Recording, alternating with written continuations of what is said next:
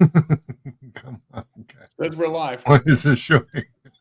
I think we're live, but I'm getting some kind of interesting box up on. Okay, that's gone. Hey, thanks. Every one of these live streams is an adventure, and here we go again.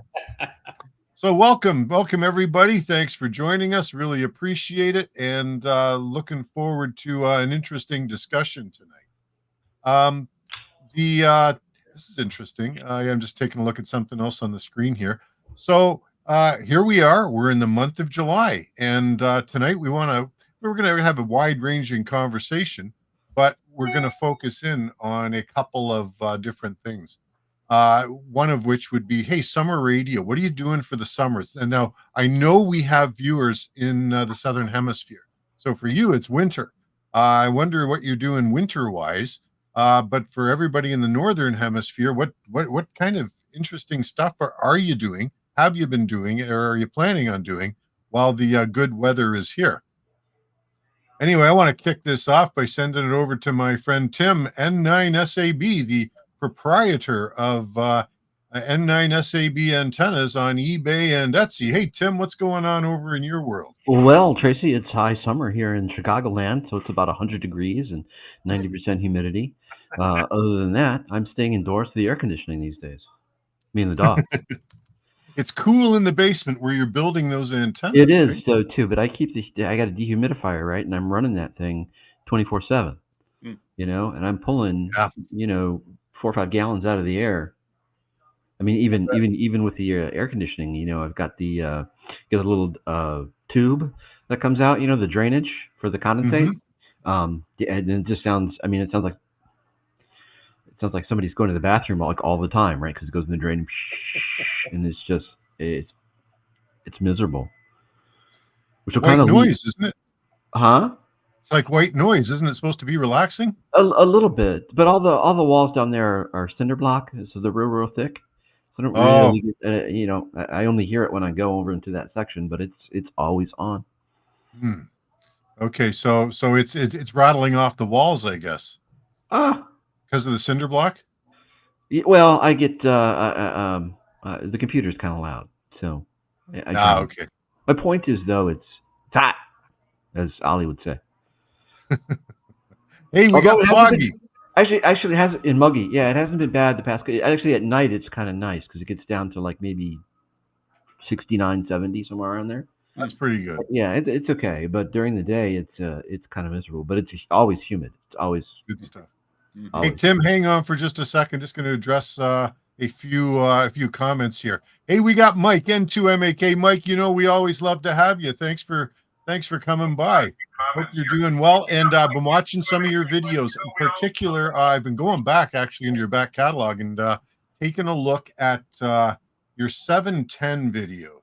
Yaesu FT710. I'm sort of thinking about that one. Let me just I want to pull Mike's channel up while we're at it here.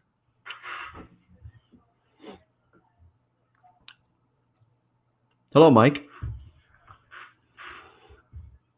Mike's our friend. Friend of the channel. Here we go. Okay, hang on a sec. Actually, we have another friend of the channel. Looks like he logged in. I can't wait to get down to that comment, so bear with me just a sec here. Let me do stop, present, share screen just while Mike is top of mind here. Here's Mike's channel. If you haven't seen Mike's channel, go on over and take a watch at his stuff. I love the stuff that Mike does. And Mike's in my area here. He's just across the border in New York State over by the Finger Lakes and does some great portable stuff. So good to have you, Mike. And nice. Hope your summer is going well. All right. So let me stop that. Get down here. Rob. Hey, Rob. Good to have you back. VE3PCP. International Lighthouse and Lightship Weekend. Have you guys heard of this? It's one of my favorites. Is it really? Yeah, I was just thinking. I hadn't looked anything up, or I hadn't looked at a calendar or a schedule or anything like that. But just, I started thinking about, working lighthouses again, which is one of my favorites. Yeah. And let me tell you, where Rob is along the shore of Georgian Bay, they've got some amazing lighthouses all the way through that region. We have one here in the harbor. It's not so much a lighthouse anymore as it is just this structure. I mean, because Great Lakes freighters used to come into the Port of Waukegan and drop off gypsum and all kinds of stuff. And when I was a kid, you could watch them come in because they come in. There's a park, right? There's a park and a bandstand and some other little recreational areas, but there's a channel right into the port. So you would stand on the break or next to the breakwater and look up straight into the ship, and these things are like, 100 feet tall. It's like the Edmund Fitzgerald, cruising in your little river area there. Yeah, really absolutely. Cool. Excuse me. So for anybody who's not familiar with it, this is radio activation of lighthouses and lightships. And you get on the bands on that weekend, August 24th, 25th, and you're going to be able to make contact with all kinds of things. And I think they're treated pretty much as special events. So you can get, you might be able to get certificates. You might be able to get cool QSL cards from it. By all means, take advantage of it. A great opportunity. Okay, yeah, I can't. Sorry, go ahead, Tim. Lighthouses and battleships. Those are my two favorite. Oh, very cool. Hey, did you ever hear from the HMCS Haida guys yet? I don't know what's going on. I have a feeling it's a bureaucratic nightmare, but hopefully that comes through. All I need is an address. Yeah, absolutely. Okay, here we go. Walt, it's been a while. I hope you're doing well. Geez, nice to have you on board. And man, oh man, is your channel taking off? You got all kinds of exciting stuff over there. Yeah, that's awesome. Walt was in my neck of the woods not long ago. I was watching one of his videos, and he drove up to Rhode Island, and he was on going through Connecticut. I was like, dang, it was not far. All right, let me just get cool. Walt's channel. Hey, we're somebody now. Right? So give me a sec, guys. Walt, I'm sorry for the, Walt shows up. Well, now Walt shows up on our show, and I know that definitely elevates. He remembered who we were when he got big. That elevates our game, that's for sure. Absolutely. Hey, what's that say here? So what's he at? 20,000 subscribers. I can remember when we had Walt on our stream. I think he was around 4,000 or 5,000 subscribers at that point. And he's passed me. Well done, Walt. That's absolutely fantastic. And Walt's got the format. Walt's got the format nailed. Oh, he does. Yeah, he does. It's crispy. It's bang bang bang. Those videos are all going to be like what? Less than 10 minutes long or 50 minutes long or something like that. With a definite topic. It's and plus Walt's a kind of a likable guy. So. Oh yeah. Yeah, and look at the thumbnails. What a fantastic job he's done with the thumbnails on there to encourage interest. Great stuff. Yep, it's a great channel. Okay, let me see what else we got going on here. Who else has dropped by? Jason, KD9ZHF. Okay, there, Tim. Well, he's right about that, but since nobody's heard of Waukegan, and I can go out to my pier and look off to the right and see the skyline, it's close enough. Good stuff. Yeah, on a clear day, right? Although we are not even on a clear day, even on crappy days, you can do that. It's we're the home of Jack Benny though, and Otto Graham. Jack Benny, Otto Graham. Wow. Yeah. I had a lot of friends who went to Jack Benny Middle School when we were children. I didn't. Jack Benny Middle School. No kidding. All right. Hey, look who's here. Look who showed up. Hey, Philip, always nice to see you. I got a story to share with Philip sent me in an email. I think it was earlier today. That's boy, it's really interesting. Oh, was that his big sob story about his worst activation? Or yeah. Well, I you call it a sob story, but I am thinking. I went to the park and there were people there. Hold on. I think my story is worse. Let's not give it away. Let's not give it away. Let's hold on to that for a little bit. Okay. He knows I love it. Rob, VE3PCP. We run a portable station at the Lighthouse as well as our remote station. Yeah, Rob has one heck of a remote station. He's always doing all kinds of stuff with that remote station. Okay, what's Walt saying? I'm working and temporarily living in Rhode Island. Oh, so you were moving when you did that trip. Okay. He's on the road to Rhode Island. How far away is Rhode Island from you, Chris? It's a couple hours. Yeah. Collaboration opportunity. Yeah, could be somewhere in the middle. All right, Rob. Again, last weekend, I don't know how to pronounce that name. Tugs VE3TWM joined me on my remote to operate in the IARU HF Championship. Look her up on QRZ, a beautiful young YL from Turkey. Hey, now. That's cool.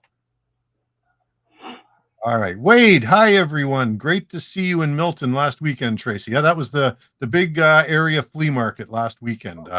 VA3NCA. And you know what, guys? You know what? Do you know what I bought on at the field day or at the flea market? My buddy Tom, VA3WBA, a Coke. And that was it. I kept my wallet in my pocket. Wait, what? Say it again. What?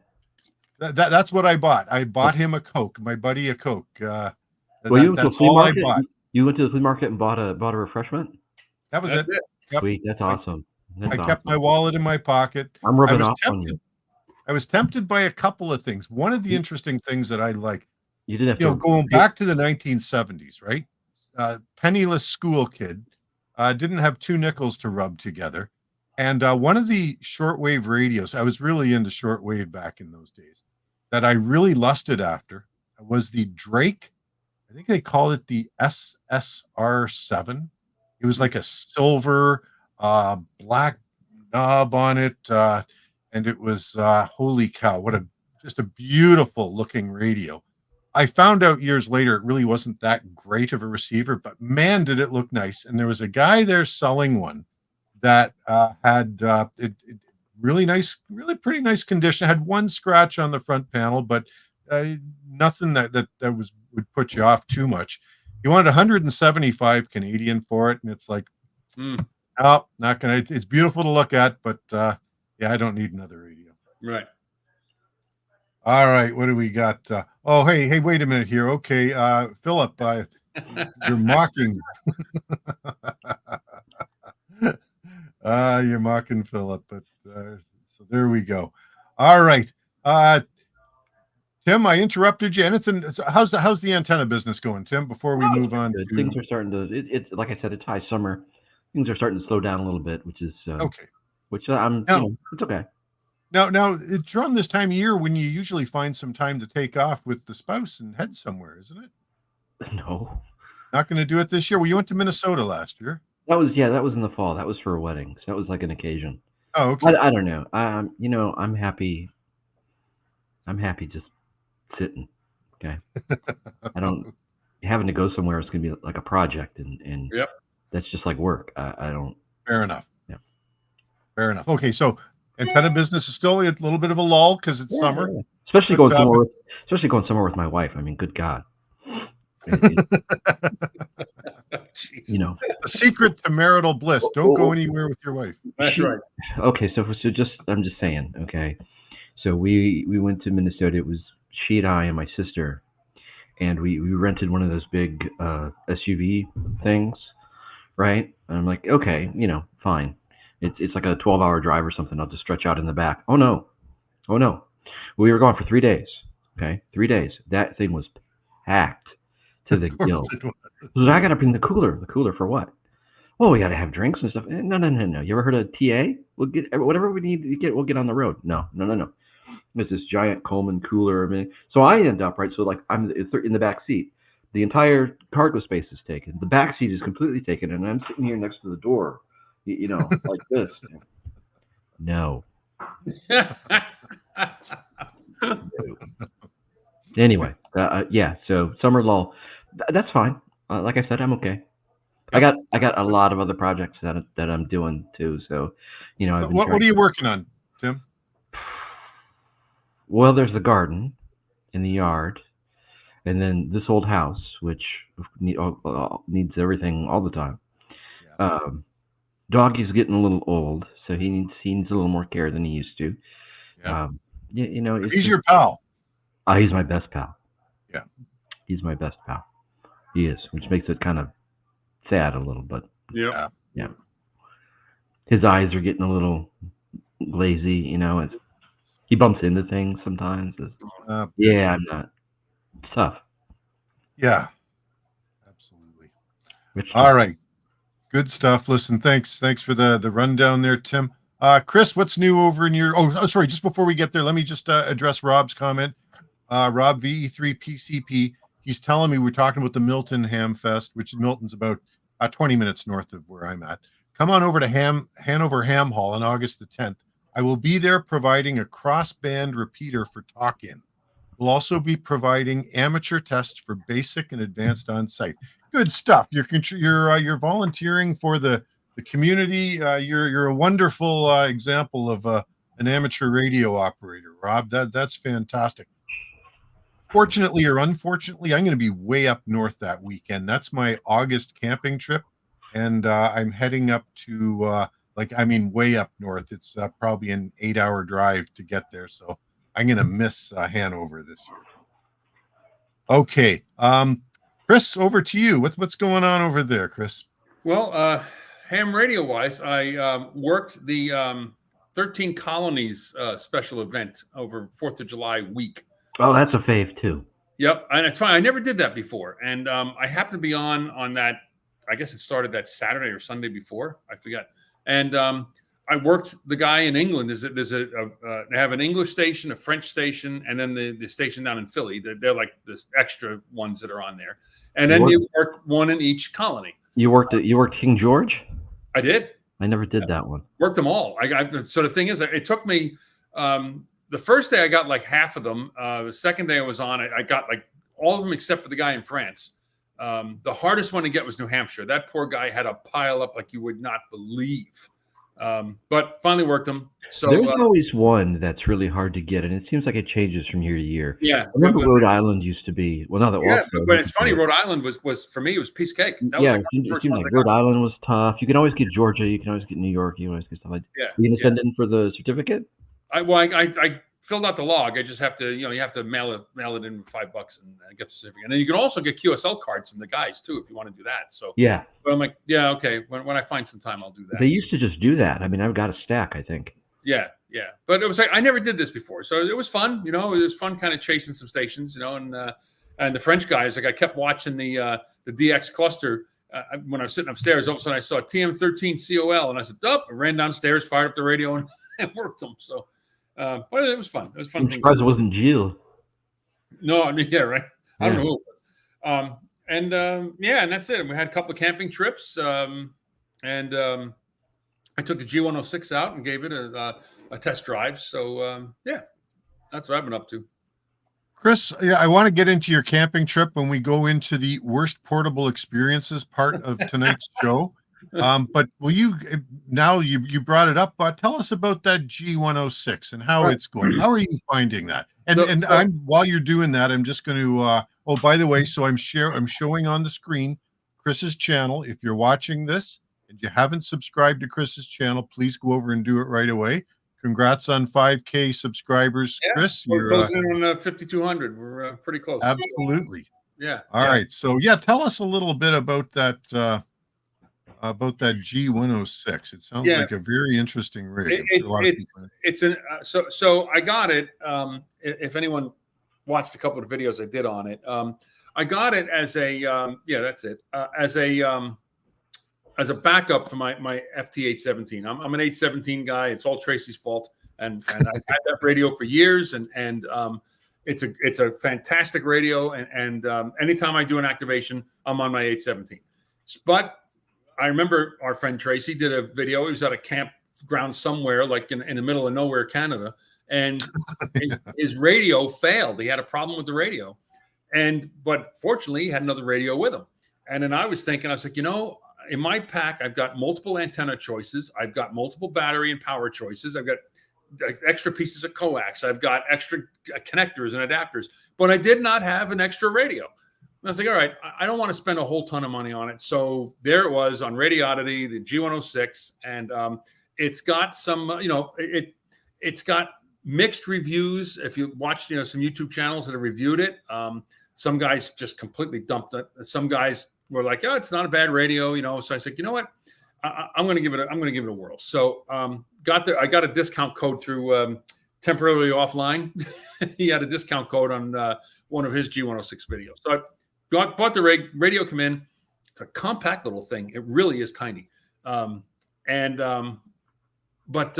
I took it out and did a POTA activation with it. And it's now lately the conditions haven't been great. I think because we've had a lot of solar weather coming. So like 20 and 40 has been really tough.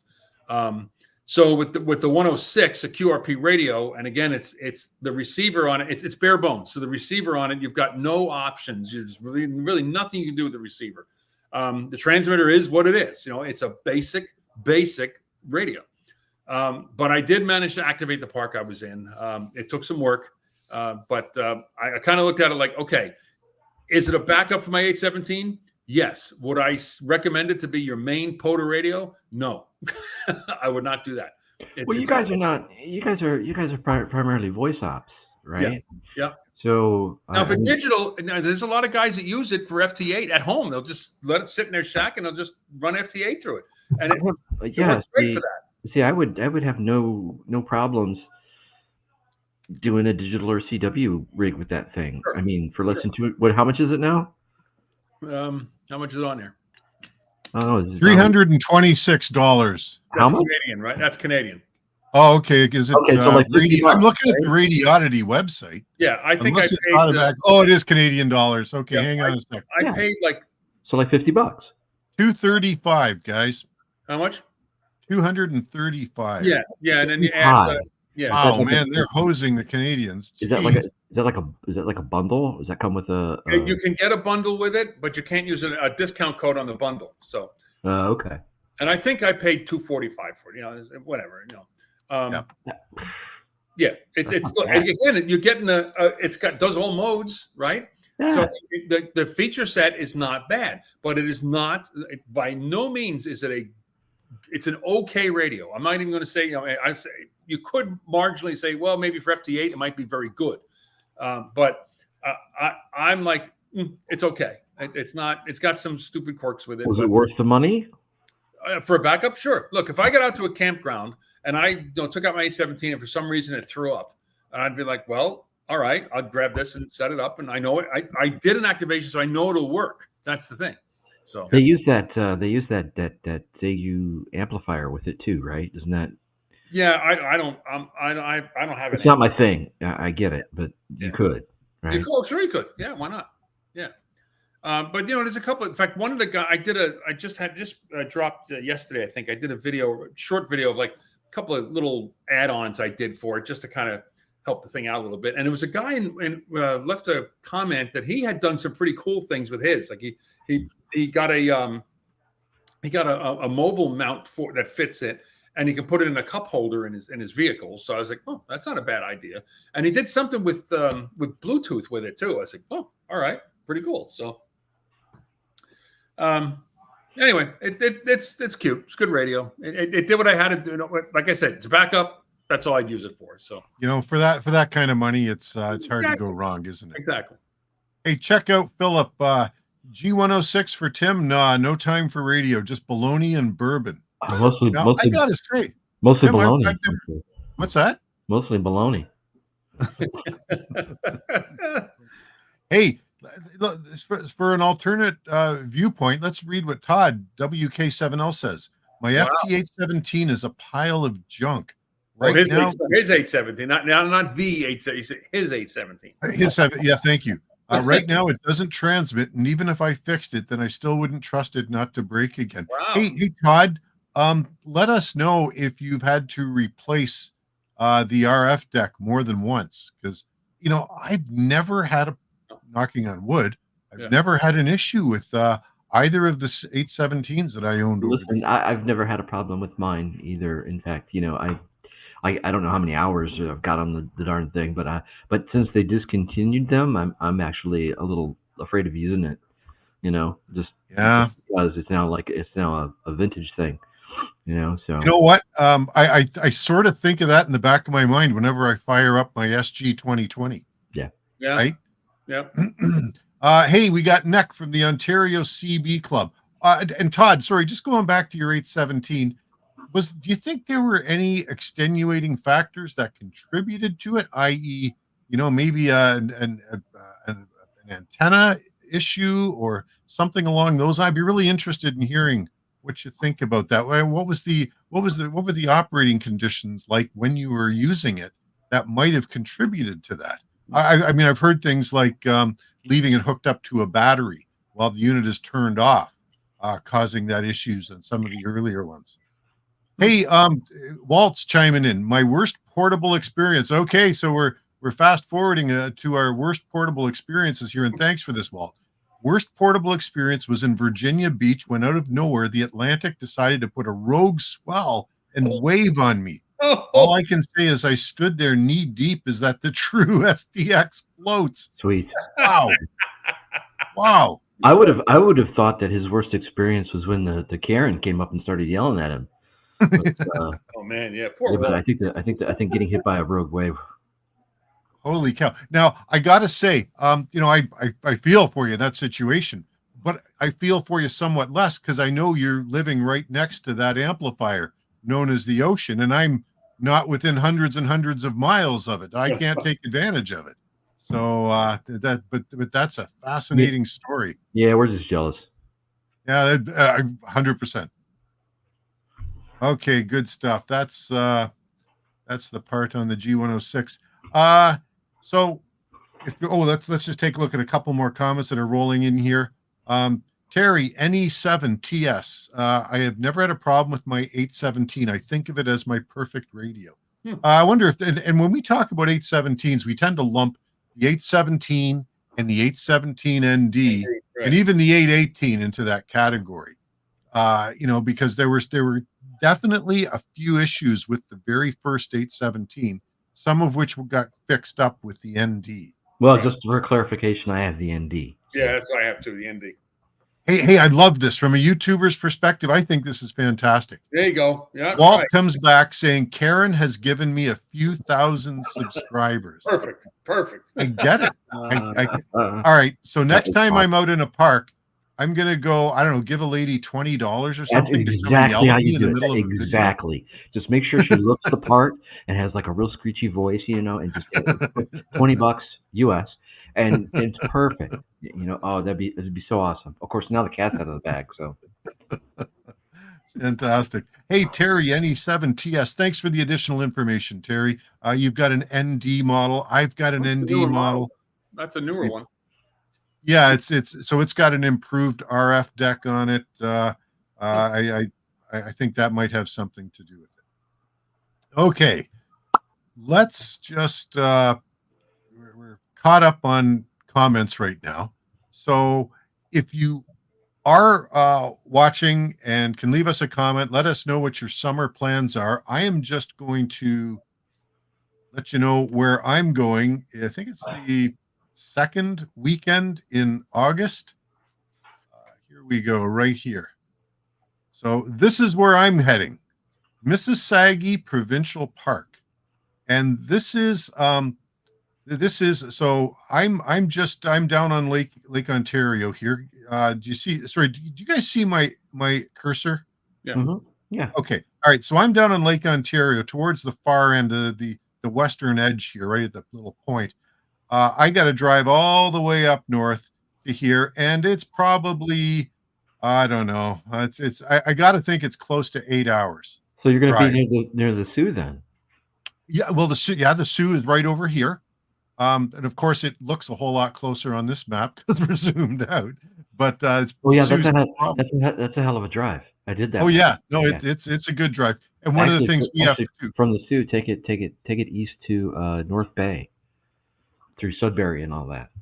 Mm-hmm. Yeah. So North Bay is, so this is North Bay. This intersection of highways here. Yeah. And Sudbury is here. Mm-hmm. So we would go up via Sudbury to save ourselves some time, and then cut across Highway 17 here, the north shore of Georgian Bay, and then we veer north. But we were at a camp, my brother and I, a few years back, ran into a couple from Timmins, and Timmins is up here. That's where I went last summer. I went to Kettle Lakes Provincial Park up here. They were from Timmins. We met them down at Chutes Provincial Park, which is down right along Highway 17 down here, where they have some massive rapids, just very spectacular rapids on a river, and beautiful place. Met these people from Timmins up there, and they couldn't say enough about Mississauga Provincial Park. So it's taken us a few years to make this happen, but that's where I'll be heading and doing a POTA activation for Mississauga. Now, I took a look at the POTA site, and if I remember correctly, it's a bit out of the way, guys, as you can imagine, right? I mean, all the population centers in Canada tend to hug the U.S. border. There's really, aside from Sudbury and Sault Ste. Marie here, there aren't a lot of hams in between. Sorry? There's nothing in between.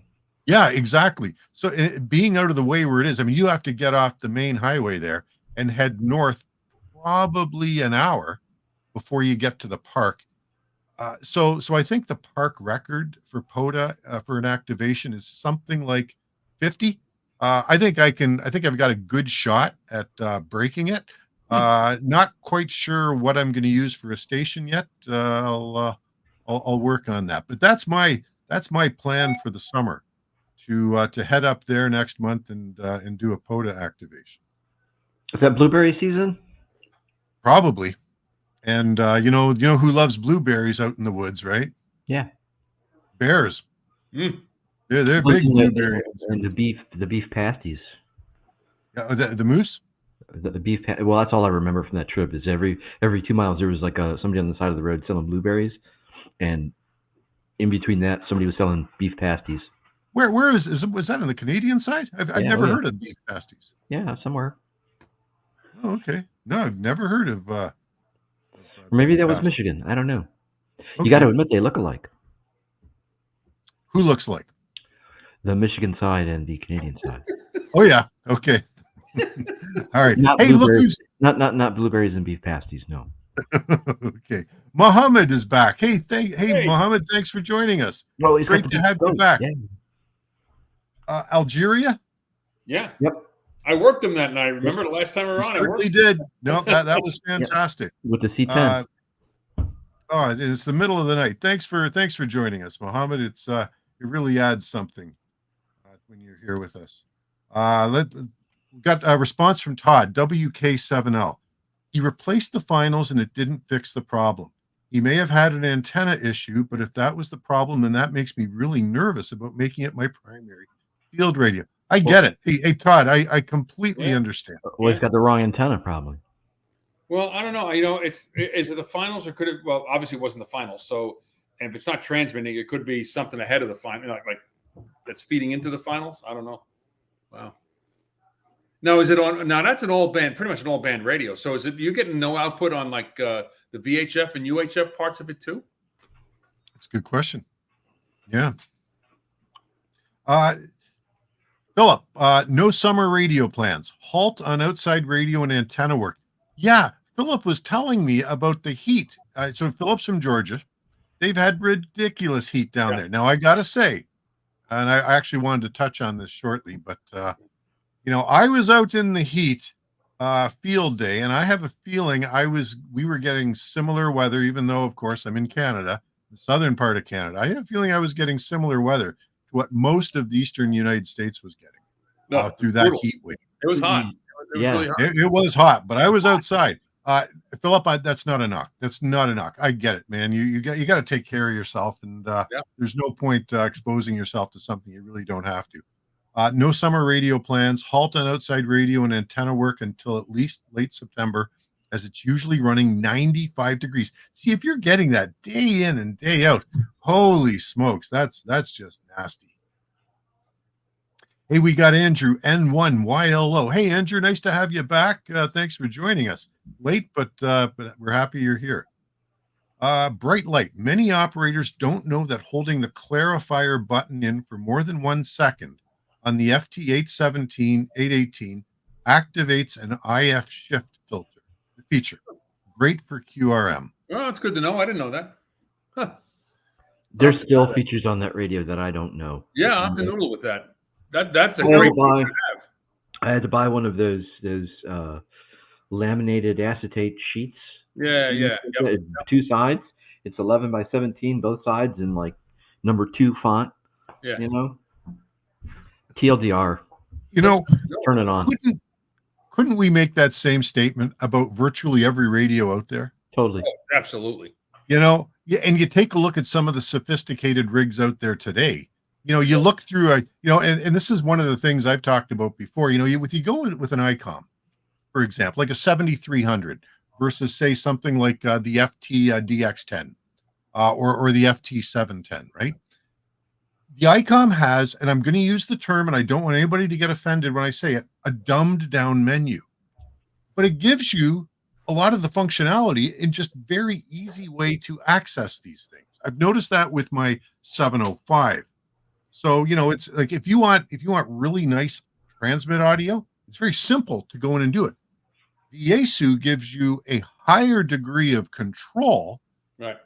But those controls are not adequately documented in the manuals, right, and require quite a bit of tinkering. Yep. So the Yaesu is capable of it, but at a whole lot more effort. It's an interesting thing. And of course, when you take a look at some of the menus and the options in there, I'm going to say, you know what? I come from the software industry. 95% of Microsoft Word users use 5% of the features of Microsoft Word. That's true. Have no idea about the other 95%. And this is what I do professionally. I talk to clients about AutoCAD, for example, you know, and you know how we can help them, you know, with the other 95% to maybe save some time and money by using features that are already built into it. So when we're using our radios, we're not getting the entire performance out of it. So tips like this bright light, they're really nice to have. Thanks for throwing that forward. Yeah. I'll be honest, I'm not that guy. I'm not going to read the entire book. I don't know anybody who's going to read the entire book except for maybe Philip. Now leave poor Philip alone. He's staying cool. There's another shot back the other way. he's in the house all summer, so you know, gotta do something. Man. So Walt, I was talking about up north, right? Walt, oh how I want to go camping up there, drink some Molson with the Tragically Hip playing on the radio, and doing some portable with the /VE call. Let me know when you're ready to come, Walt. We'll set something up. And that would be fun. Okay, Todd, WK7L. I'm familiar with the battery issue. Now we're going back to his 817, which I believe is the original 817. We're going to troubleshoot this thing, Todd. We're going to get. We're going to try with the battery issue. Never had it hooked up like that. Well, good for you. Also have an FT100D, and I am unhappy with the HF side. Hey, Todd, tell us why. What is it about the FT? Because the FT100D is one of those radios that I often hear good things about. I had one when they first came out. Mine was mine a D? I forget. And it worked, but I tell you what, I had it, and something went wrong with the transmit side. I had to ship it to Yaesu to fix it under warranty.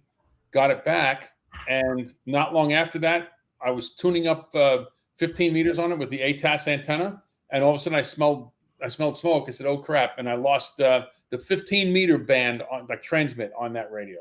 Oh, yeah. Geez. So I wound up selling it, and I was like, I said, so the FT100, I did not. I used it at home for a long time, and it worked great, but I had two serious failures with it. So I was like, that.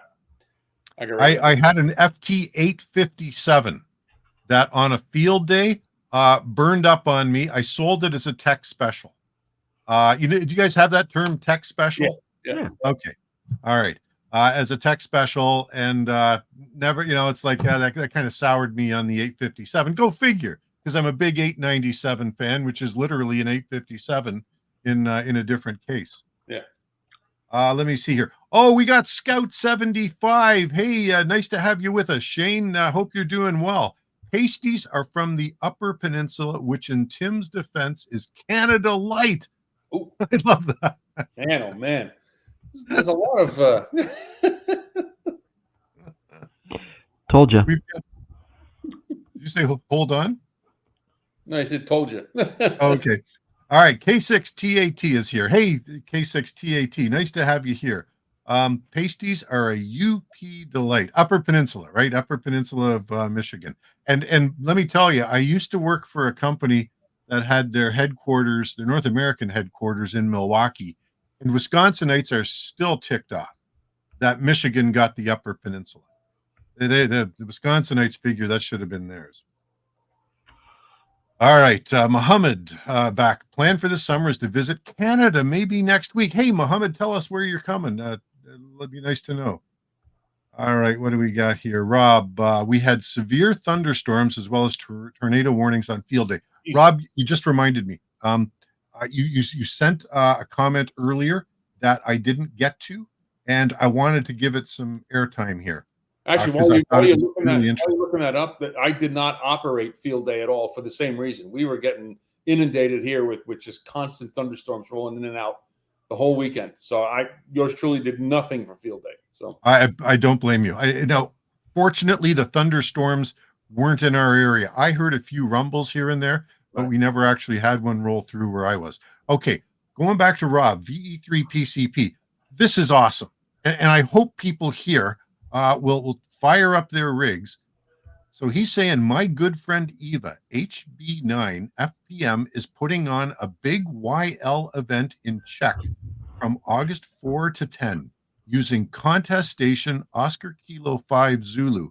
More than 20 YLs from many different countries together, operating as Oscar Lima 88 YL. That's amazing. It's a lot of Rob's got a lot of ends with those YLs, doesn't he? He's connected, that guy, for sure.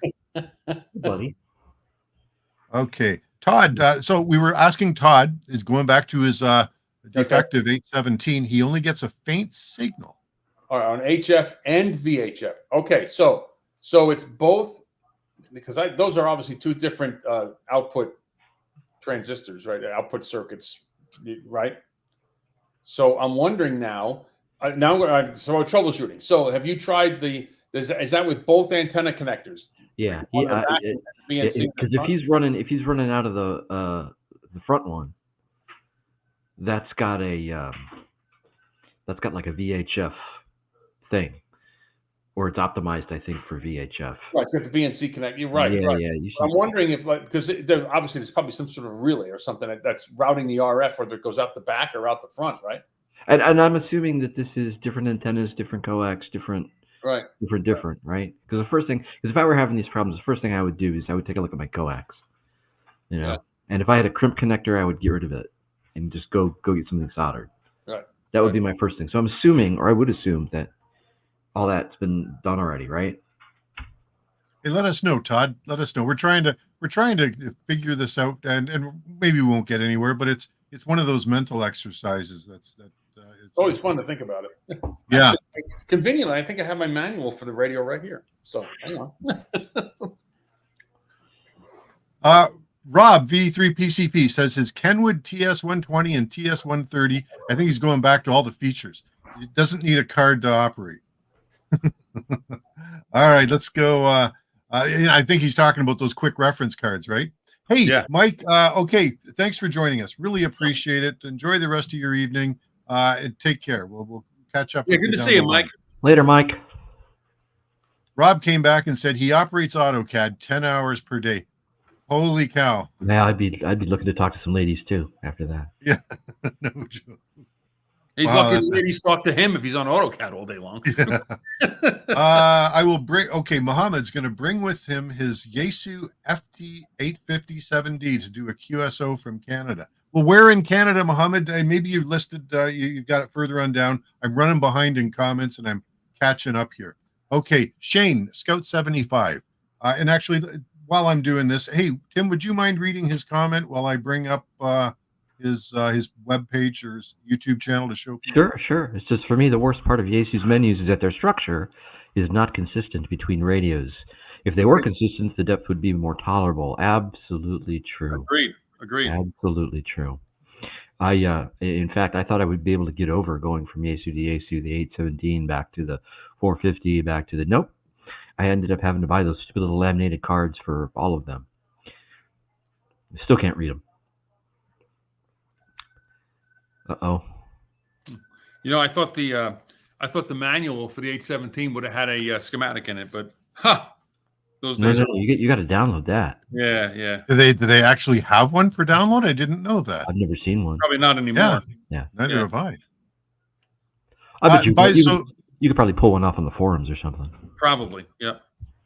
Hey, here is Shane's YouTube channel. If you're watching this, you haven't seen his channel, please go on over, check it out. He's an outdoors-oriented guy. Hey, and he's community-oriented too. I mean, just a really good citizen, and a ham, and got a lot of energy and passion. So go on over and check out Shane's channel.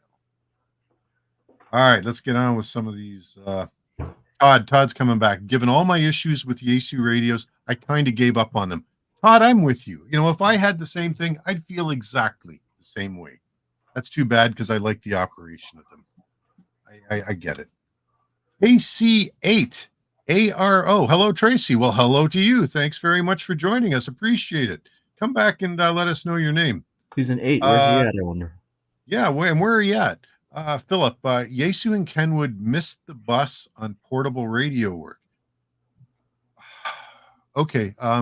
Yaesu has the 891, which is almost what we would call a de facto standard for POTA these days. Maybe not the very, like, if you're thinking about, Philip, if you're thinking about QRP, you're right. What have they got? They got rid of, they got rid of the 857, the 897, both low current draw 100 watt radios. But ICOM's eating their lunch with the 705. But the 891 seems to be doing okay. Now, yeah, it's got a much higher current draw, 50% higher than an 857. Doesn't have VHF and UHF, which I think is a criminal thing. I understand the point you're making, Philip. Hey, Walt. Comes back. Tracy, the only AutoCAD commands you need are line, circle, arc, and offset. And you can pretty much draw anything. Just turn your O snaps on. Mm-hmm. Now, so here's the deal. I'm sorry. Nerdville is next door. Yeah, no, I was just about to say, Tim, I'm a sales guy. I have no idea what that means. So let me throw this out there. So the last time yours truly flew AutoCAD, it was before they made AutoCAD to work with a mouse. I had a tablet and I could run that thing without even looking at it. I had fully operated AutoCAD, but when the mouse version of it came out, I was like, I can't work with this. So that shows you how long ago that was. Thanks for that, Walt. Hey, N4JAW, Jim Ham on a bike. Well, that sounds pretty cool. Good evening from Kentucky and good evening from Ontario. Nice to have you on board. I've talked with a ham on a bike guy. Really? I wonder if that was Jim. Yeah. Okay. Jim, let us know if you've talked to Tim before. Well, yeah, it was a guy who wrote articles for like On the Road magazine or something like that, and he would have a little NFED and an 817, and he would stop and work stations on one of his road trips or something like that. I don't know. That's awesome. He was driving like what's this big Honda, the Gold Eagle or Goldwing? Goldwing. Thank you. Yeah. Hey, Jim, tell us more. Tell us more about the ham on a bike, please. Okay, Philip comes back. Walt was forced to learn microstation when he started working for the Army. So microstation is a little bit again, Nerdville down the road. Hey, Rob, VE3PCB is just confirming. Yeah, he is connected. He's connected. I got a party with Rob. Hey, Rob, VE3PCP. Tracy, did you try the reflector wire on the ground under your NVIS dipole antenna? Maybe try it when you go up north. I didn't get a chance to, Rob, and the reason was that field that was back behind my campsite where I planned on running the 80-meter dipole was absolutely infested with biting flies. I tried to get back there. It was crazy hot out. I didn't want to wear long pants. And of course, everybody's worried to death about ticks these days and Lyme disease. So I took the easy way out, and all I did was run one of Tim's 40-meter dipoles over to a tree along the side, so I didn't have to wade all the way through that field. My experience with the reflector wire on the ground doesn't make a lot of difference. Is that right? A lot of hassle for not a lot of return. That's my experience. Well, you know what? One day I'd like to try it. I think that's a fascinating experiment. And it has the thing with reflectors, they got to have the right spacing. You got to get, you're talking ground conductivity. Now you're fighting all that stuff and running another. You know what? Just put the dipole in the air and make contacts. That's my advice. That's a good point. It's an interesting point. But I you know me, I love to experiment with antennas. I was up doing some of that today. Todd, not enough to go into a field with biting flies and ticks, though. No, on a baking hot weekend. No, I wasn't going to do that. Every man has his limits. Let's just be clear. A man's got to know his limits. I could tell you some stories about my battles with winged vampires in the northern woods. Todd, WK7L, the FT100D is an awesome radio, but I bought an early model and it would stop transmitting due to false high SWR readings. Really? I can fix it, but why do my Yaesu radios all break? That's a great question. Why did I think you're right. Get along. sometimes you just get under a dark cloud and you have to take a different path. That's life. Wait, look who's here. We got Tim, Golf 5 Tango Mike. Hey Tim, wonderful to hear from you. And he's halfway around the world. What is he doing in New Zealand? Is he there for like the World Economic Forum conference or something? I mean, he'd be protesting. I think I know Tim. I think he'd be protesting. Teach him how to speak the Queen's English the right way. Blimey. Great to hear from you, Tim. I hope you're having a great time down there. Oh man. Is he operating? Is he a /ZL? Tell us, Tim. Give us an update. Hey, it's morning there. It's not the middle of the night, so are we going to get some? Should be able to give us an update. All right, who do we got here? Bruce, Kilo 8, RQX. Enjoy the show. Watching you guys and drinking a Molson.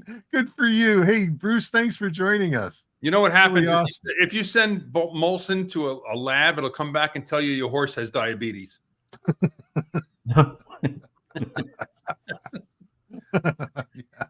Okay, Colin in VK. Good day, all. Hey, Colin, thanks for joining us. Wonderful to have you from down under. I think it's good day. Right. Good eye. Yeah, good day. Good eye. And it's Melbourne, not Melbourne, right? Is that Melbourne? I don't know. I heard Tucker Carlson talking. It's like Melbourne. Yeah.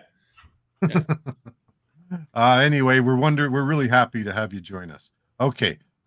Philip, 891 gobbles electrons. Yes, it does. It's a bit power hungry. KC8 ARO John here, about 3 hours south of the Mighty Mac Bridge over in Michigan. Good to see you as well. Met in Xenia last year. Hey, John, I apologize. I sincerely apologize that I didn't remember you. Thanks for joining the show, and thanks for being a long-term subscriber. So 3 hours south of Mackinac would put him, what, Fort Wayne? Fort Wayne's Indiana, right? Yeah, it's underneath Michigan. Yeah, but isn't Michigan taller than that? You can go 3 hours to get down. I don't know if it's 3 hours tall. Oh, okay. All right. All right, hang on a sec. Hang on. I'm sorry.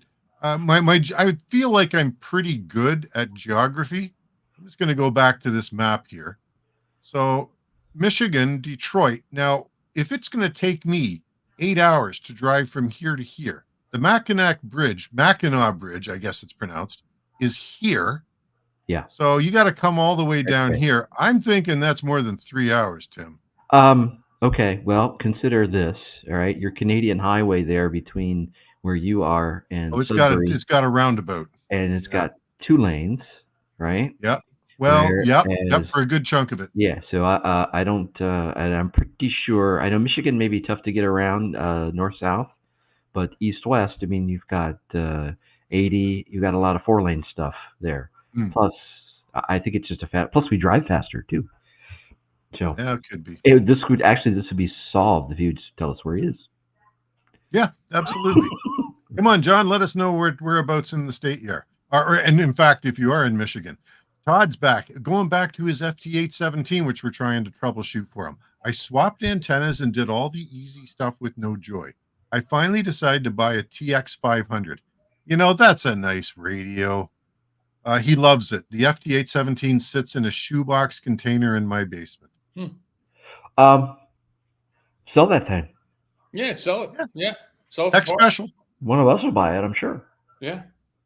Tech special. Yeah. Going back to Rob, he was talking about tablets. Oh, just ring a bell. I forget which one I had. I remember we had to like plot out like there was like a plot we would on a regular plotter, and the drafting guys plotted out for me. That was we slid underneath like a plastic cover that sat on top of the tablet. But it was awesome. And once I got that thing down, I could fly without even looking at it. It was great. It was great.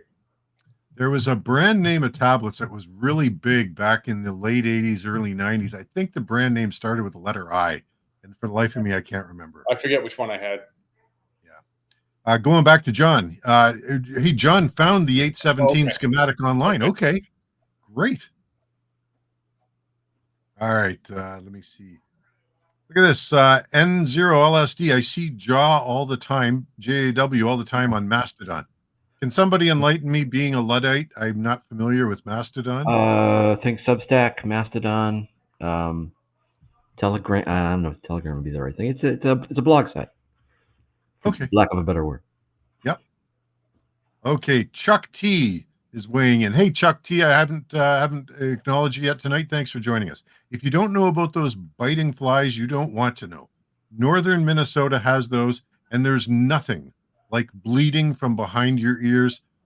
Holy cow. Yeah, northern Minnesota, northern Ontario, it's all the same. It is just miserable.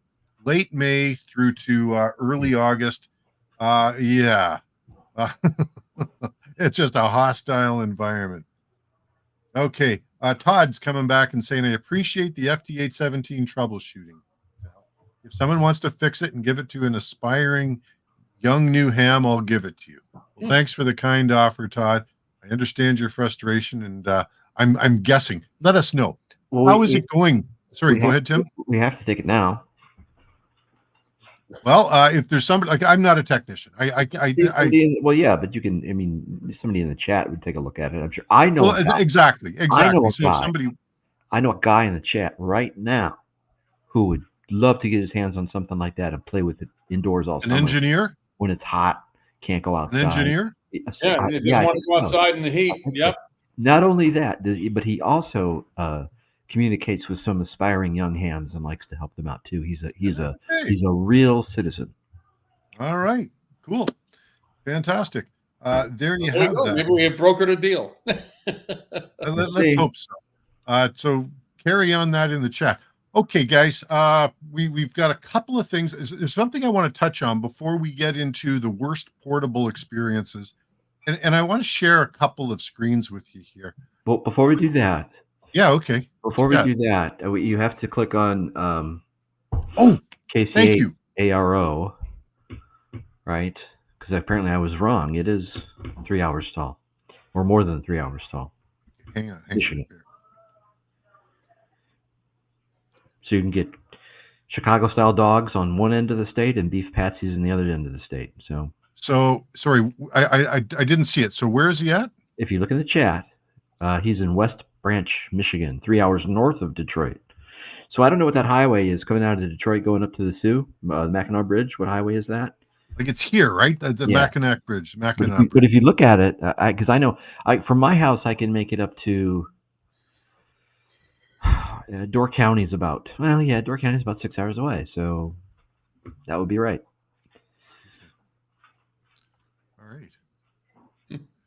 All right. So we've got that part. Thanks for. I said corrected. 6 hours. 6 hours tall. Okay, look at that. So Michigan's pretty. Yeah. He is technically correct. The best kind of correct. All right. Good stuff. West Branch, Michigan. Philip, you would make your own menus, print them, and tape them down to the tablet and auto. Yeah. Mine was like we plotted it, and it was like about at least maybe like 12 inches by 12 inches square. Then it slid into a pocket that had like a plastic cover on the tablet. So right. Is that okay. Pocket protector. You need a big pocket. All right. So let's let me show you some stuff that I was looking at. So I go and do my field day video every year, right? And I didn't even realize it until I think the week before field day this year. This was my 10th in a row, 10th annual field day video. I didn't even realize it. It's like, holy cow. So one thing I like to do after field day is look up on YouTube and see how others are doing their field day, what they've done. You should do a montage. This is kind of cool. Sorry? You should do a montage. Yeah. 10 years of field day. 10 years of field day with Tracy. I intend to. Yeah, absolutely. Yeah, I'm gonna pull something together. Maybe not till next year though.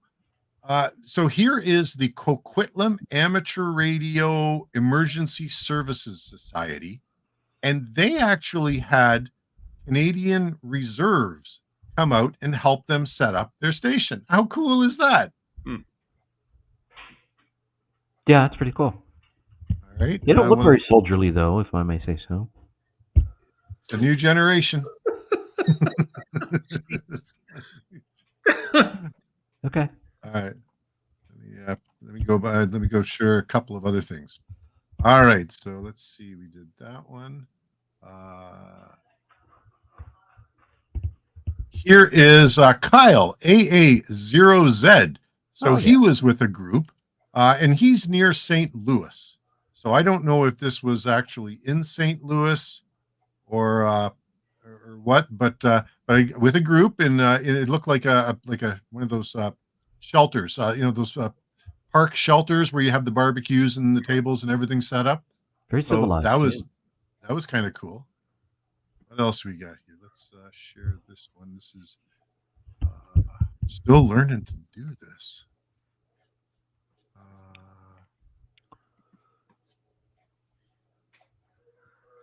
Here is a radio ham guy. Do you guys know him? His name is Larry. He's in Minnesota, and every year he does a video, and he sets up field day in his garage. Sweet. And this year, and Larry just seems like I've never met him. I've never communicated with him. He's had his channel for years. He just seems like a really down-to-earth, great, genuine guy. We should have him on. And they got, we should. They had teeming rain. Chris, you were talking about it. And we're going to get to your story in just a minute here. This is inside his garage. Oh man, it's garage. Yes. That's pouring about the size of it. Down rain. I don't remember if it was actually on field day, but we had something similar here. I mean, I had to run to FedEx, right? It was like 8:00 at night, and and everything here goes like this, right? There's the glaciers retreated, so you've got, all these like potato chip kind of hills and ridges and things like that.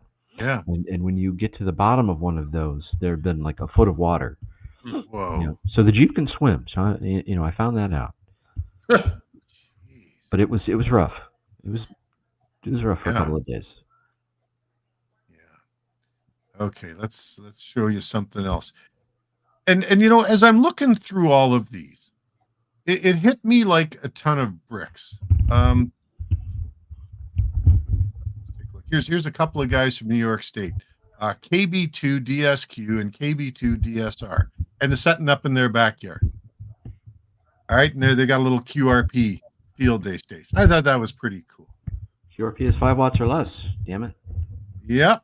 Well, and that's going to be a topic for a future stream, because I think we could have a very lively discussion on that. All right, and just before I say what I was going to say, let me bring in N0LSD. Field day for me is always a hike out into the woods with all my kit on my back, a tent, some food, essentially an overnight POTA activation. That's exactly right. That's right. Thank you for that. For me. Thank you very much. Yep. Now, I'm going to throw That's another. awesome. I'm going to throw a monkey wrench into the whole field day discussion. I saw a guy, and I don't know who it was and where I saw it, but it's a ham that was composing a letter to the ARRL, basically pleading with them to remove to go back to the way the rules were for one Delta stations before COVID, where one Delta contacting one Delta would count as a field day contact. And this guy was like pleading with them to go back because he believed that the essence of field day was being lost with encouraging people working from home, plugged into mains power, just making contacts with each other.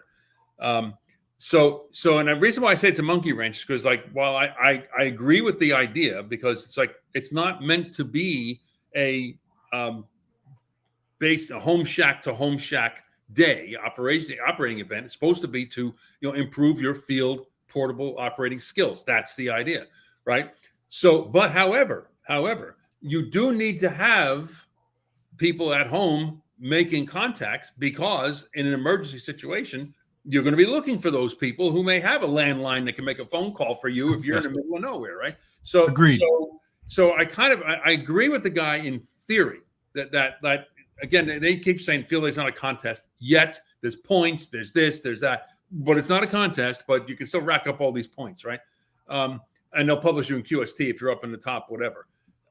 So I get the idea of saying, you know what, if you're in a home shack, you should not be making contacts with other, one Delta should not be hunting after other one Deltas to say, oh, I made another contact. That's not the spirit of field day, but they should be there so they can work people in the field. So that's it. I agree with the guy. And he was also saying that there should be a 100-watt limit. So personally, I like that idea a lot, but I understand there's going to be a lot of pushback. Oh, yeah. Let me just share something here. So Rob just mentioned, and I didn't do this earlier, and I want to make sure I do this. Where is Rob? You're not going to stop it. No. People are going to turn. No, even if you make it a rule, people won't. Yeah, agreed. Well, my question was, when I read the thing, I was talking to my wife about it, and I read the guy's letter. I said, okay, first question, how are you going to police that? What are you going to do? Have people get on there and if you make the contact, no, stop that. You can't do that. You can't police it. That's the problem. No, you can't. Right. You can't. So here's Rob's YouTube channel, VE3PCP. And so, Rob, you've got some live stream testing for Field Day 2024. And he was referring to, I hope I've got her name right, Tugsi, TA3TGC from Turkey here. Now, let me, so I'm looking for the Field Day. It looks like this must be the one. Did the screen just switch for you guys? Did you? Yep. Okay, so you're seeing, let me just scroll ahead a little bit here.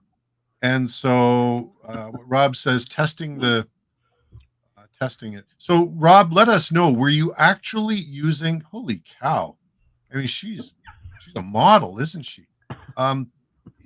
Was she actually making field day contacts? Let us know, Rob. That's really interesting. She was transmitting JPEGs too on digital. Okay, let me see here. D is a 100-watt limit. Is that right? Is it? I didn't know that. Delta is a 100-watt limit. Okay. All right. Okay. Thanks, Rob. The last time I looked at all the field day rules, where they printed out a little thing, I think I fell asleep like halfway through. Well, here's the question: are guys actually maintaining a 100-watt limit? Come on. What do you think?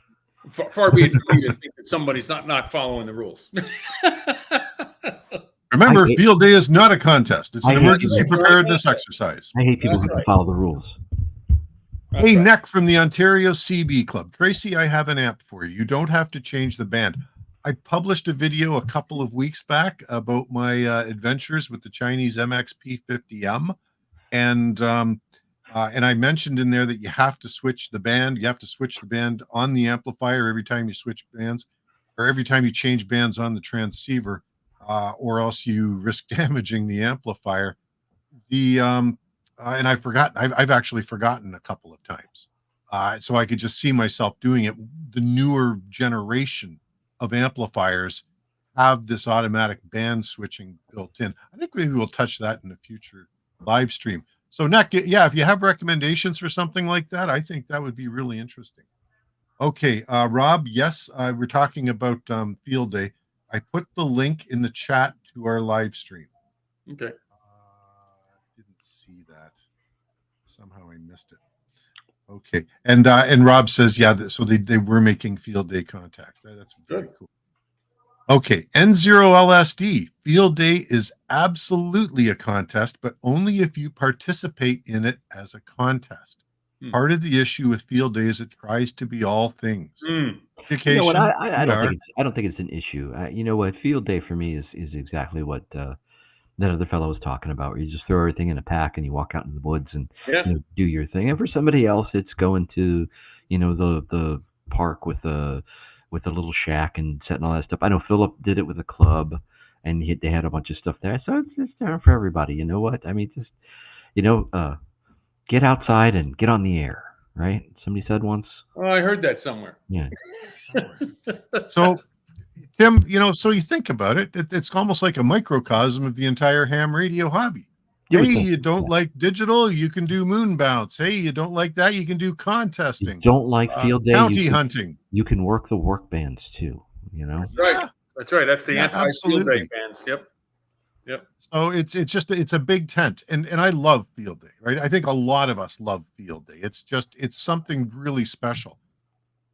And talking about field day, the one thing that struck me, so here we are, how different, and I mentioned I've just done my 10th field day video, and I'm not saying that to brag. I'm just kind of looking back at all the changes in the hobby with regard to portable operation over the past 10 years.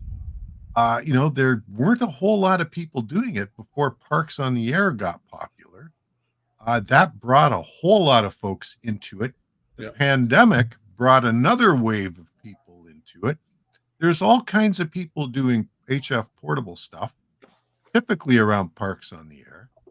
But when it comes to field day, here I am. I'm going through YouTube. I'm looking at other people's field day, and it's all really impressive. In some cases, you have a couple of guys setting up a modest station in a backyard. You've got big groups at a big picnic area. You've got guys down south. They got these temporary towers that they erect with, full Yagis on top, and they're working outside or inside an air-conditioned building. And here's this guy in Canada that's been doing something for 10 years, which is going out on his own, setting up a station outside all by himself, and there's nobody else out there doing it on YouTube anyway. Now, when I saw N0LSD, I'm thinking, well, that's wonderful. Great. I've got some company out there. I would have expected to have seen more people doing the sort of thing that I'm doing. But I don't see it. And maybe it's just because I'm a crazy nut that goes out in all weather, and nobody else wants to do that.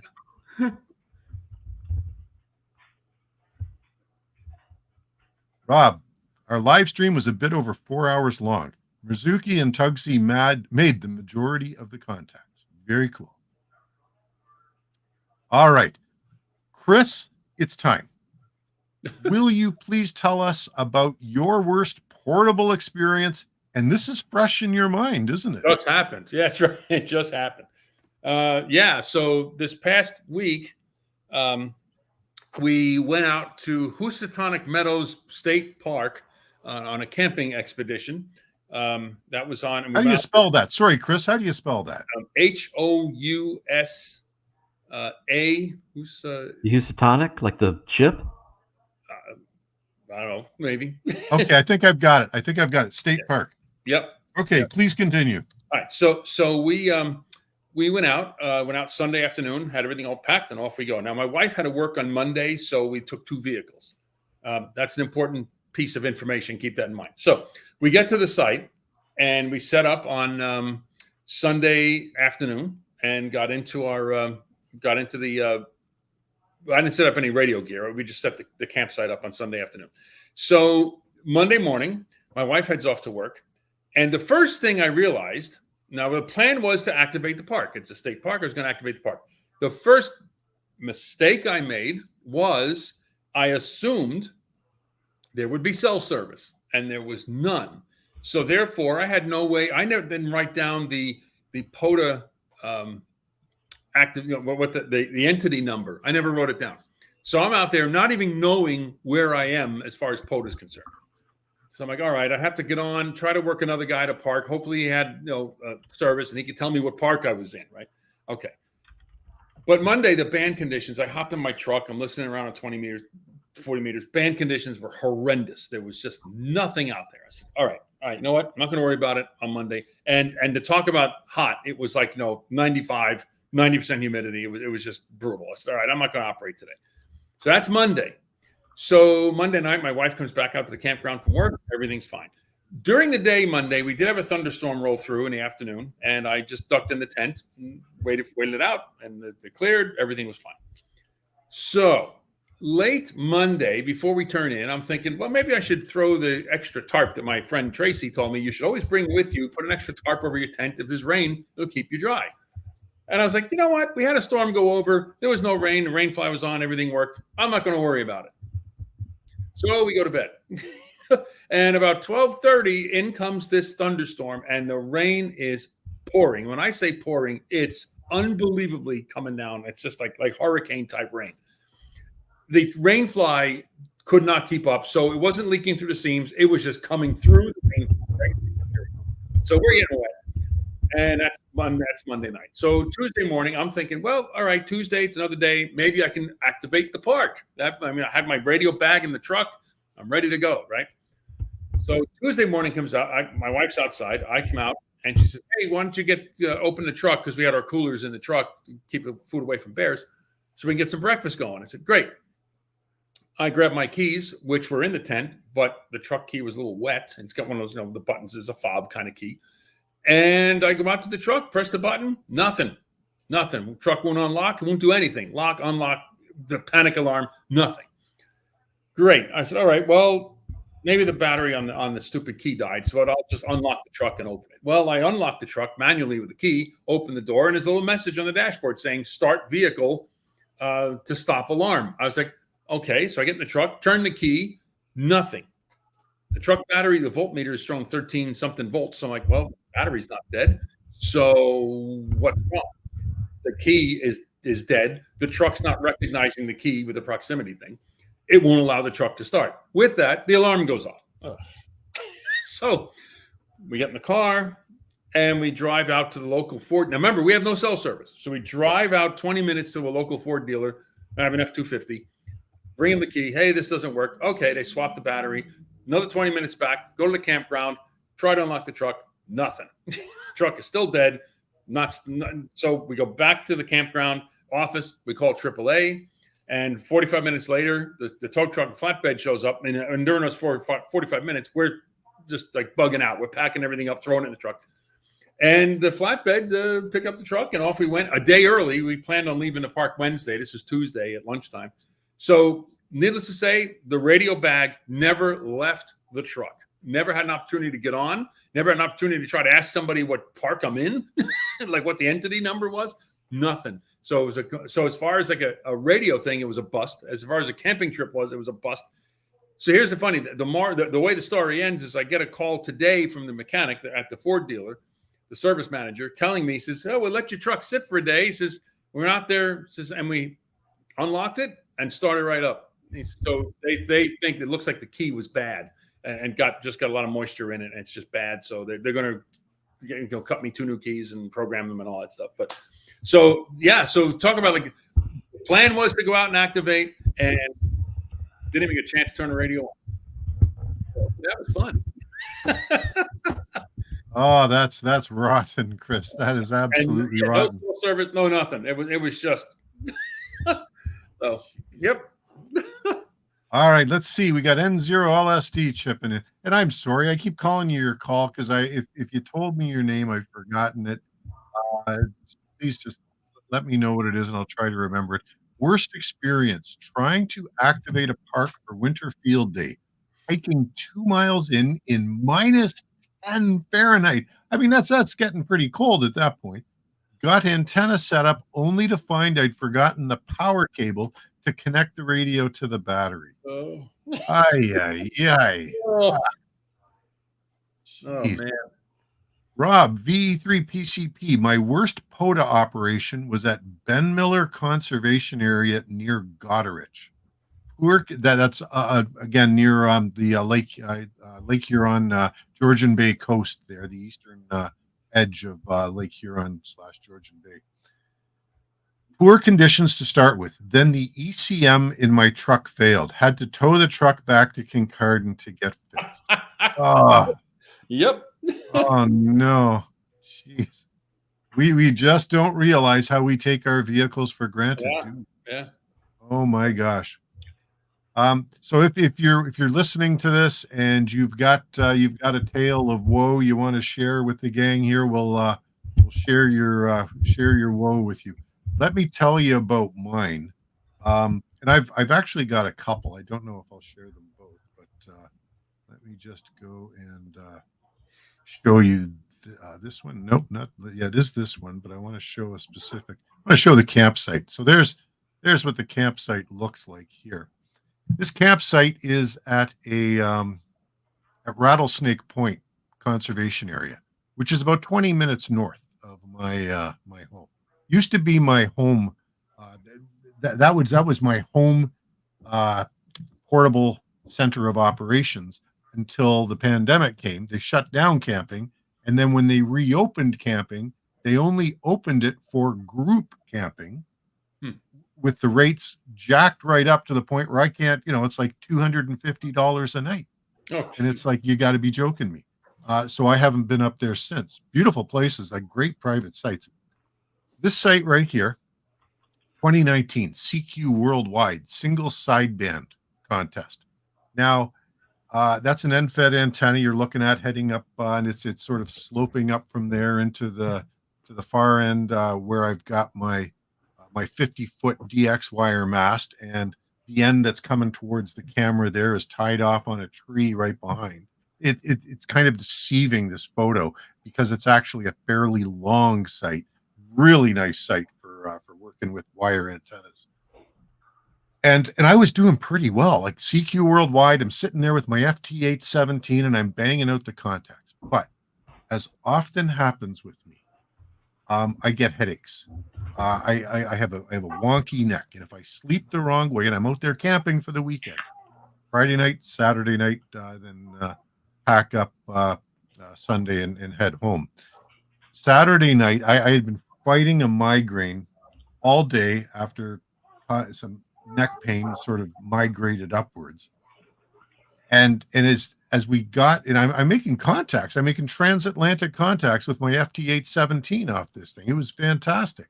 It was raining. It was pouring rain outside, but I was nice and secluded, safe inside my tent.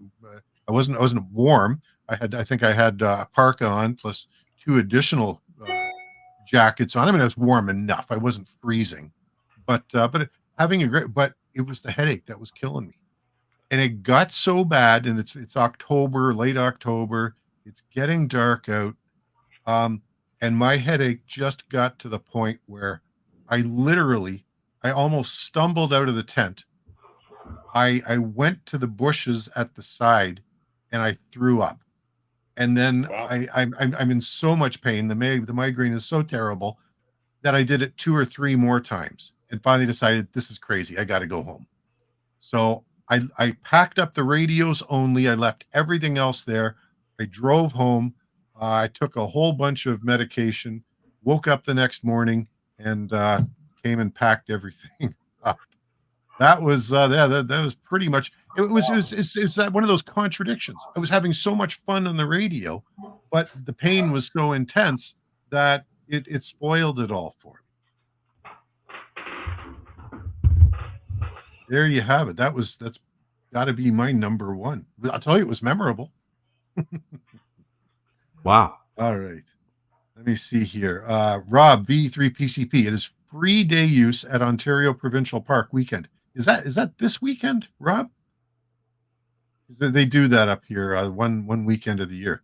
and support your parks weekend coming up. That's a Parks on the Air activity, isn't it? But I guess Philip won't be going. Philip, drive in your air-conditioned vehicle, throw a ham stick on the roof, and you're all set. Shane, Scout 75, N0 LSD. I share your misery. I did a 3-mile hike in Pota, fortunately in the summer, and forgot my power cable. That night, I tethered the power cable to the rails mounted on the radio with cordage. Good for you. Yeah, you're not going to forget it that way. Absolutely. Let me see here. Bike tour. Worst but learning. Down in a river canyon with my FT710, battery, and Wolf River coil, because that's all I have. Zip. Hike to the top of the canyon. Nope. Now getting a QRP rig. So you didn't get any contacts at all? He was down in a canyon. Okay. I was trying to figure he was down in a canyon, so I guess that was it. Yeah. Well, but he went up to the top of the canyon and still didn't work. Oof. Yeah. Now, what was it? Conditions? The 710's a 100-watt radio, mind you. Yeah. Now, battery dead. So I'm guessing, I mean, by the time you take a 100-watt radio the size of a 710, the 710 is pretty close in specifications, size and weight to an 897, which is somewhere around 10 pounds, 10, 11 pounds. So you got that. You're going to have a battery, which is big enough to power that 100-watt radio. So I'm guessing you got a 20 amp hour, a 30 amp hour, even lithium ion.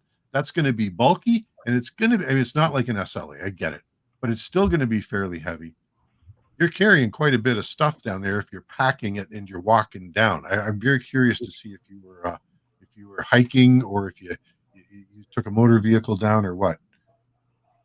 Okay, let me see here. So seems it is just July 19th. Okay, so Rob is saying anybody in Ontario Parks free weekend. I went today. I went to Bronte Creek Provincial Park.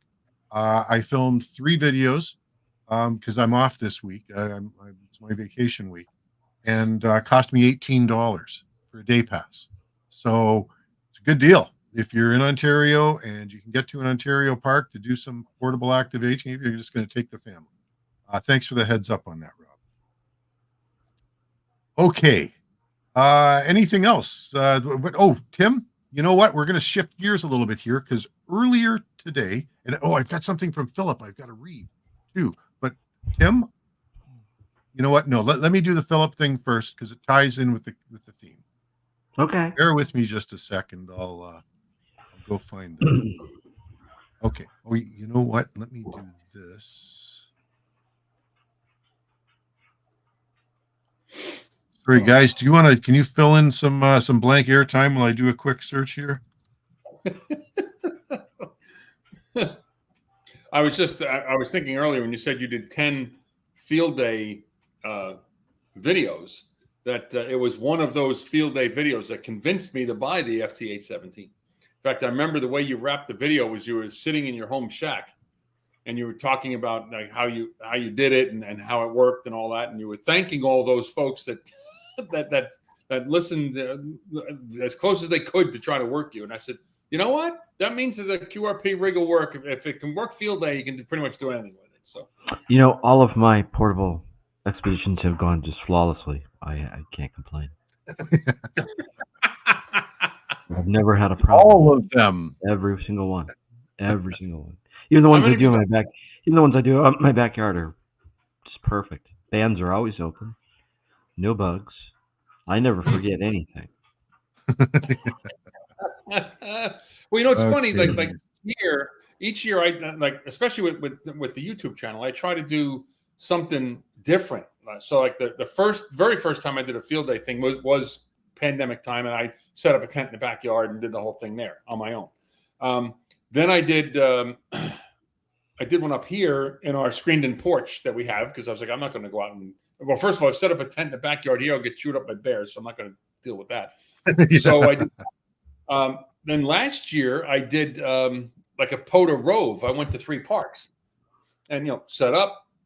Basically, I made like 15 contacts at each park. So I'm like, well, I activated a park while I was operating field day. How about that? And I just went to 3 parks. An exhausting day, but it was that was fun. So I always try to find something different to do on field day. You know, like operate field day in a different mode, kind of thing. So hey, that keeps it fresh, Chris, right? Yeah, exactly. Okay. I'm going to get to Philip's email in just a minute because he had a terrible experience and I want to share it. But first, Rich, N4VS. Rich is the kind fellow who sent Chris and I an antenna last month that we both got to use at field day.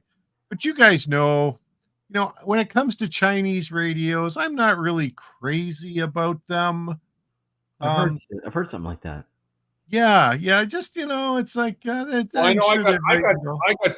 got 12 demerits for buying that G106. So not a lot of Canadian manufacturers, though. That's true. Heck yeah, Marconi doesn't make ham rigs anymore. I don't think they ever did, actually. I guess, but some of their wartime stuff may have been converted. The American ones either, but still. So briefly, on the topic of Rich. And Chinese. So Rich got himself a new rig. He ordered himself a new rig. And he sent me a photo. He was so excited that he sent me a photo. Let me just share this with you.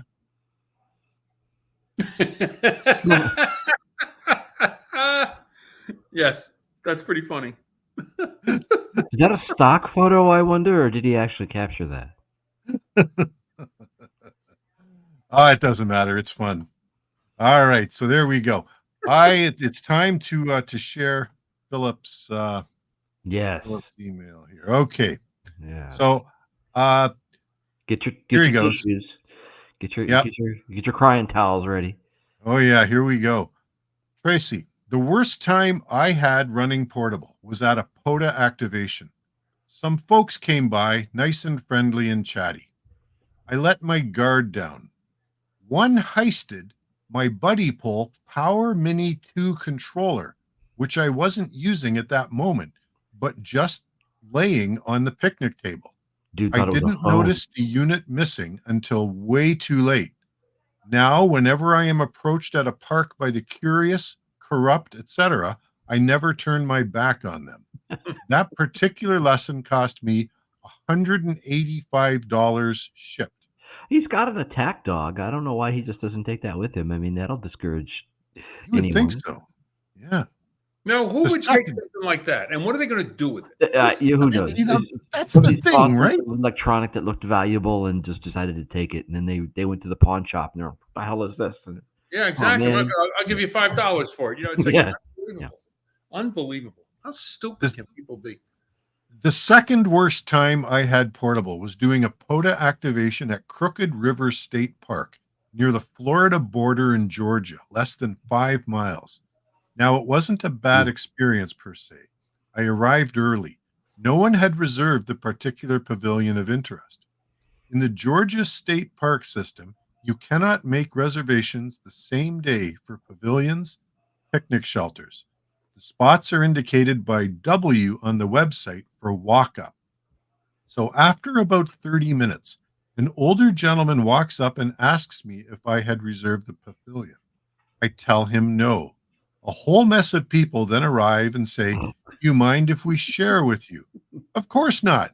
The group was throwing a birthday party for their 2-year-old granddaughter. They even invited me to have barbecue lunch with them. Hey, I declined saying, I declined saying I had touchy digestion and I can't deal with spicy food, in so many words. I mean, they were nice. It was loud. Headphones are great. I told one of them, if you're interested in amateur radio, I can set you up right. No takers. Downsides, one of the ladies rolled over my coax with her vehicle. No damage. The little 2-year-old toddler was not being supervised that well and was waiting to monster stomp my solar panel. It was her birthday party. I had to nicely speak up. Now, I was polite, accommodating. Nerve-wracking? Yes. Polite but firm. Polite but firm. If you drove up and saw my truck, what would you do? Next time, I must say I'm with the government doing classified things and privacy would be appreciated. Not really untruthful. Yeah, that'll scare him. That's right. Hang on, so bear with me. I got a photo here. The only pavilion in the state, and he has to use it on the toddler birthday weekend. So here is Philip and what he was set up and using. I love that. That antenna is so cool. It is. That's a beautiful thing. Jeez. So here he is set up in the pavilion, minding his own business, and then somebody just shows up and says, "Oh, you mind if we share it?" So we should have told him that the RF levels probably aren't good for little kids. Not good for kids. Yeah, right, not good for kids. Well, we're gonna serious electromagnetic radiation here. We don't know if you're gonna have the children. Exactly. If you've got the last kid, the kid came here a few weeks ago. He's got a third ear now. Yeah. If you've got fillings, stay away. Your teeth explode. Oh my goodness. Okay, let me see here. Rob, I did field day at my local park in 2020 and came down with COVID for the first time the next few days after. Geez, was that because you were exposed to the park public, Rob? Is that where that came from? And the RF resistance, setting up at a POTA to try a new antenna. After a considerable drive to discover the adapter I needed was at home on the desk. Yep. Now keep a box of adapters in the car. Well done, sir. Not that has ever happened. Not that it's ever happened to me, right? Things like that don't happen to me. But I do have one of those toolboxes that I use for a radio box that has those little top containers. Yep. I got nothing but adapters. That's right. I got USB to USB-C. I've got SO239 to SMA. You name it. Yep. You know what's great for keeping those handy? 2 each. That's right. Yeah. 2 each. You know what's a great little item for keeping those all handy? An Altoids tin. I've got one of these actually. I find the Altoids tin a little small, so I like to keep my stuff in this little handy dandy bag. Nice little bag. Yeah. Have you seen one of these before? I don't think so. No? Yeah, little pouch. Yeah, lots of cool stuff.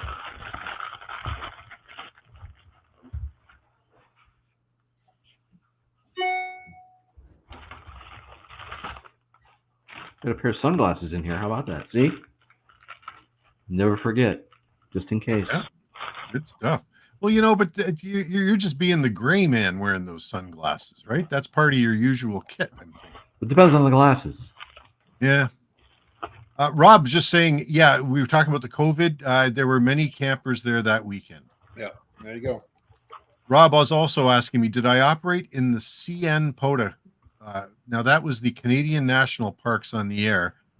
Correct me if I'm wrong, Rob, but that preceded Parks on the Air. The National Parks on the Air program preceded when they expanded to include all parks. And I don't even think it was the same group that put it all together. Maybe I'm wrong.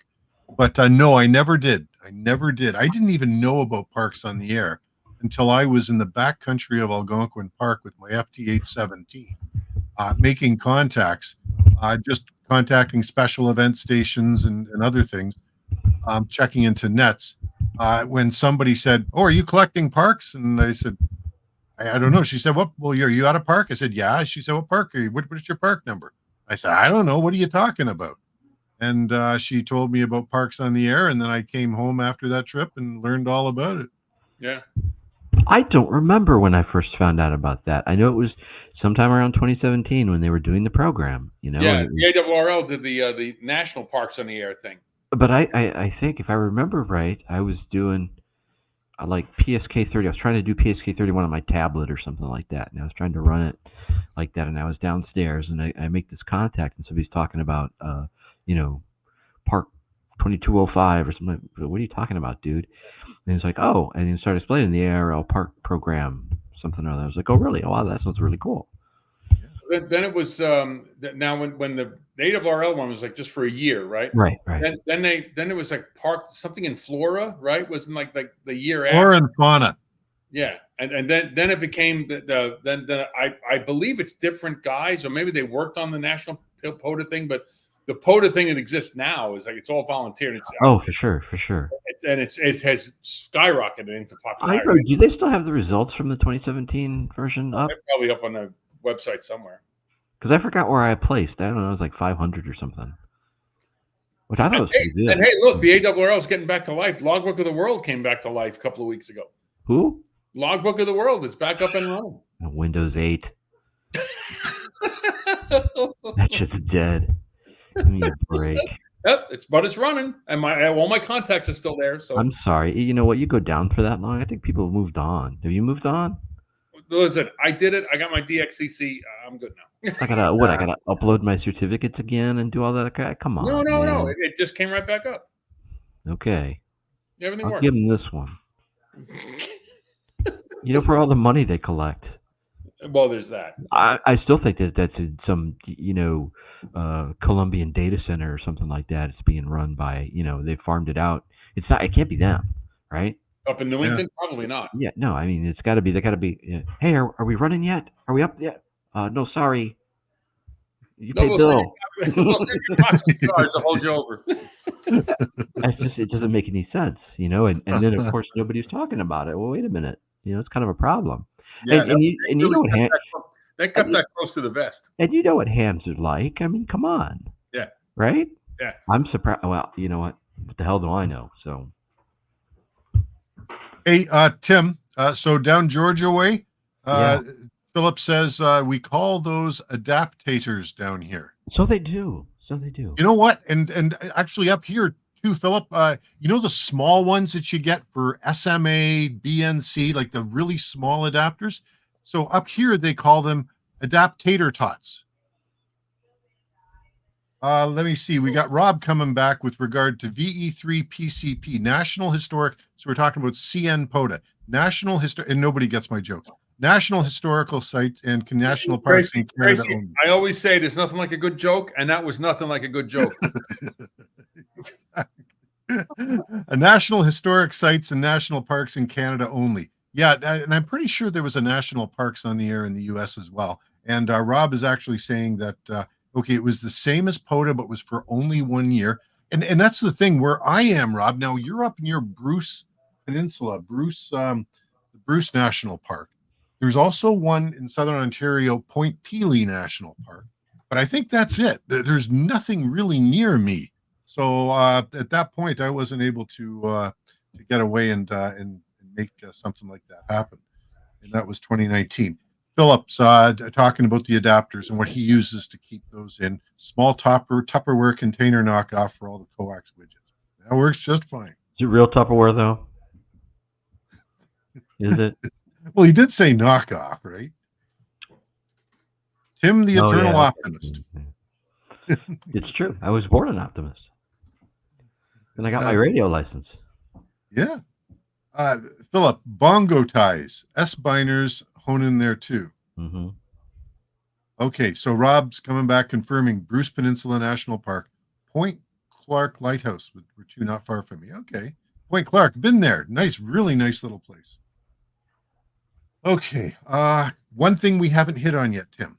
What's that? You sent me a link to a website earlier. And I wonder if you would thing, right? Yep. Yeah, so hang on just a second. Check that out. That's cool. Just so you know, I'm not involved. I don't own part of it. I never did. I got contacted by a customer of mine and said, "Hey, I really like your stuff." He bought one of the black pepper dipoles and some other things too. He says, "Hey, I'm buying. I'm by the way, I'm doing this, with me and just some other people. Would you like to have your stuff on here?" Sure, why not, right? And this was about 6 months ago, somewhere around there. So there was nothing. It was just like, yeah, sure, fine. Well, he's finally got some stuff up and running, partially at least, if not mostly. And the more I dug into it, the more I actually like the idea. So it's like, do you guys know what reverb is for like musical equipment?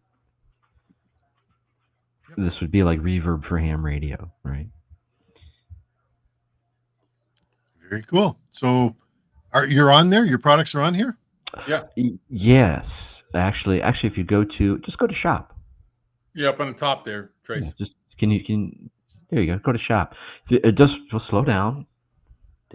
So you've got, and I haven't spent a lot of time on the site. I've just, Right, it just got up and running not too long ago. But if you go down, you've got all of this stuff, and these are actually go to the About page, and that'll kind of give you the story. That's Austin Group. So he's the one who started these things. So this gives a little description about, why he's doing it and so forth, which I think is just a really cool idea. So if you're a ham, it's worth your time to check out. Mm-hmm. Interesting. Now I still got to upload a lot of my stuff and add inventory and descriptions and stuff right there. So what's there now is kind of like really bare bones. But yeah, there's Tracy, also, go back to the shop section there, and and I think if you look down, we've got antennas, right? Yeah, so if you go to antennas, you'll see me down there somewhere. Poto lightweight antennas. I thought he had a separate. You could. He did, but it's actually under sellers. Yeah. You go under sellers, it has me, but this is the. That's right. That's where it is. There it is. Yep. A couple of things that he pulled off of eBay and put them on there. So I actually still have to go in and like add all the stuff and do it. But the concept overall, I think, is really neat. Go to education. Now he's going to have some forums and stuff in there too. There's a blog, community courses forum.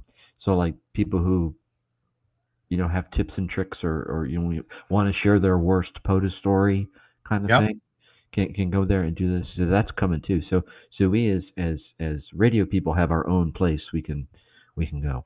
Yeah, it's a great idea. It's like an online hangout. I think it's pretty cool. Now, I got a note from him, and he was moving back to Europe or moving to Europe or something like that. Oh. I think he's German. I think. Okay. We've only exchanged emails. I've never spoken to the man really, but I'm really digging the concept here, and I like what this is. I like what this could become. So I wanted to share it with the folks. So if you have time, check it out. I think it's great. Yeah, really like we should probably maybe we should think about maybe having him on too. Have it on. Yep. I'm doing a poor job of explaining because I'm not that familiar with it. It's kind of. It could also give him a bit of a boost. Yeah, and it's this thing that's kind of been out there on the periphery because it wasn't up yet. It's coming. Oh yeah, we're doing this thing, and I've been distracted to death for the past few months. So it's always been just kind of out there. Well, now it's here. So good stuff. A wonderful idea. Yeah, thanks for sharing that. Hey, we got Rich N4VS. We were just talking about you, Rich. Yep. You're late, but that's okay. So if Richard, if Richard is going to sell those, right? I mean, that would be like the perfect place. Yeah. So here's the question: has anybody contacted you to get one of your antennas? Yep. And is that actually So I'm not clear, Rich, whether or not that's a professional endeavor for you. Is that actually something you're setting up a store to actually sell those kits? And I think they're fantastic. Well, I had a lot of success on field day with it. And the cool thing is that when it's collapsed, it's like 22 inches long. It's very compact. Yep, there it is. There's the whip, and the other pieces don't take up much room at all. No. So very cool stuff. Thanks again, Rich. Yep. Rob, also talking about Canadian National Parks on the air again, that program that was on for a little while, but I guess they're still parks, so you can still operate POTA from them.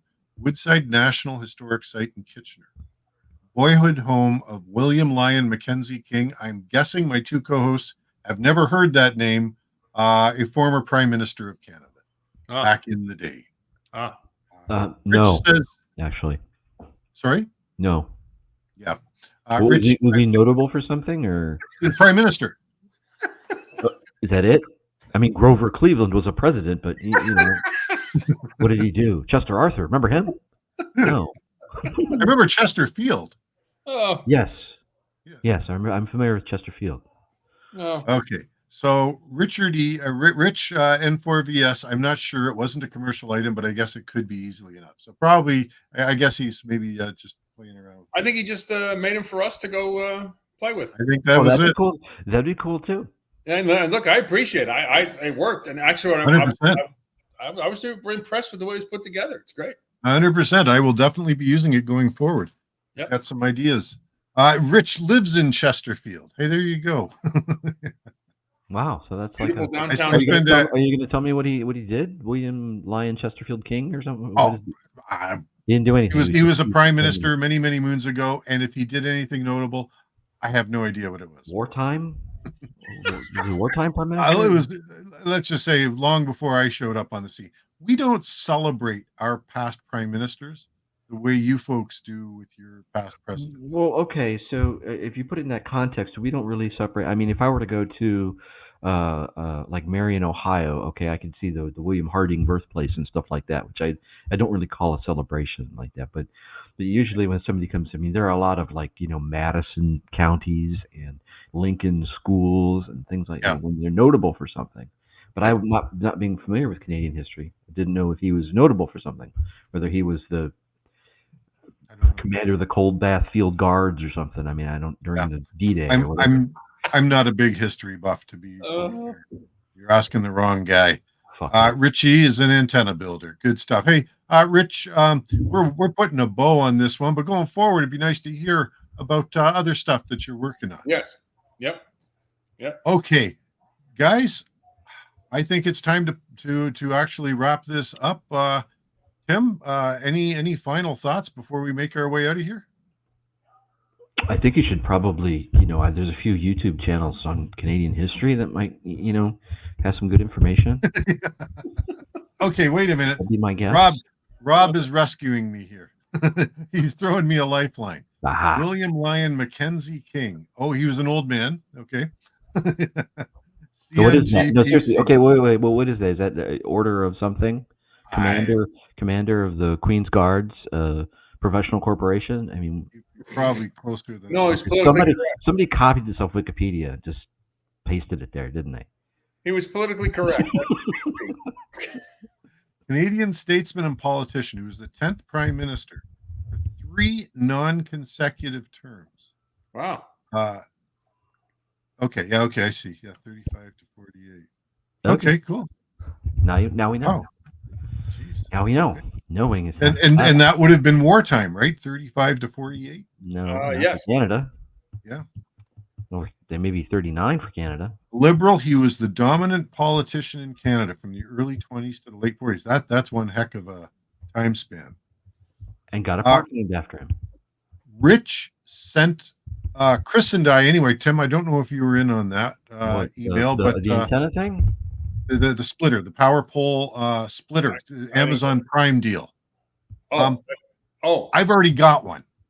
So no, Rich, I didn't. I appreciated the tip, but as it turns out, I've already got a power pole splitter, so I didn't need one. That was a great deal, though. Amazon Prime deal.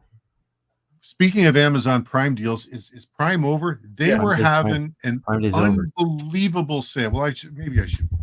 Had a pretty good sale on a 100 amp hour lithium iron phosphate. Oh yeah, thanks for the tip. $280 Canadian. Now I'm talking about Amazon. Were those the Power Queen ones? I know Power Queen. No. It was the Eco-Worthy. The green and orange. I think it was. Oh, the other Chinese factory. Yeah. Batteries. Okay. Yeah. So, but I think it was 280 Canadian. So that I almost pulled the trigger, but I've got all low power radios. I've got a 30 amp hour and 2 10 amp hours. Well, I've been sucking up the Power Queens, the 100 watt or the 100 amp hour ones. Yeah. For solar setup here when things go dark. So Mike KMRD had a power. He did a video a couple of weeks ago where he had a power failure down in this place in Texas, and he was running everything off of his his batteries, the 100 amp hour, 200 batteries. Every room in the house had different batteries set up, jackeries and stuff like that. No gas generators. I think he lent his gas generator to somebody else. So he had all this stuff up, and lights this up. That's running. He's got all this stuff. But then outside he had like every solar panel that he owned, but they were all like the portable ones. And he was literally like a couple hours had gone by, and he had like maybe 5%. Recharged back in. He still had 95% to go. And I was like, right. I said, oh no. Yeah. Well, he's in Texas, right? Yeah, and he had it right on the sun, but I was like, those little panels are not. Yeah. Well, you see, now he's lived through one of those.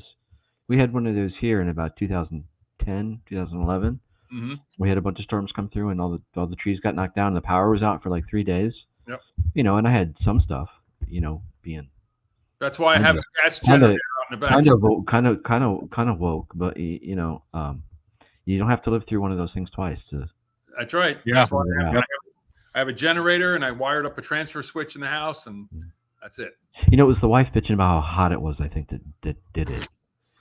You know, it's hot. Well, there's no power. What do you want me to do? Why do you think you have to do something? Well, then shut up, okay? Because I don't. I'm a dude. I fix stuff, okay? That's right. That's what we do. You come to me with a problem, I'm going to try and fix it. Hey, Tim, Rob, V3PCP, get in touch. He can connect you too. Excellent. Sweet. Rich, N4VS, I bought an off-brand portable 160-watt solar panel on Prime Day. Let us know how it works out. Keep in touch, Rich. Yep. Okay. Thanks, Tim. Chris, anything final from your side? I'm all good. After the next time we meet in August, I will be back. I'll be fresh back from a week-long harmonica convention in Tulsa, Oklahoma. Yep. Good stuff. Ugh. Good stuff. All right. Thank you, everybody, for watching. It's been a pleasure. We're really grateful to have you along for the ride. One last comment from Philip: P3 Solar for good stuff. Okay, there's a tip right there. Take care. Enjoy the most out of your summer. And until we meet again in August. Yeah. Hey, just a quick thing for Philip. You know, the P3 Solar stuff. I know he's been talking about that for a while. Just tweet that. I'll retweet it. Somebody else will retweet me, and we'll get it out there. Fantastic. 7-3 Victor, 7-3 VK5 FUSC. Thanks for coming by. Philip, always a pleasure. Thank you. Shane, great to have you along. Thank you so much, and take care, and have some adventures out in the backcountry, my friend. For Tim of the N9 SAB Antenna Store on eBay and Etsy, and for Chris from Kilo 2, Everybody Charlie go Juliet look Bravo up Radio on William YouTube. Lyon Mackenzie Knight, OM. Yeah. EPC. Yeah. I don't know. Order. I'm not worried. That old news now. Take care, everybody. Bye now. Good night.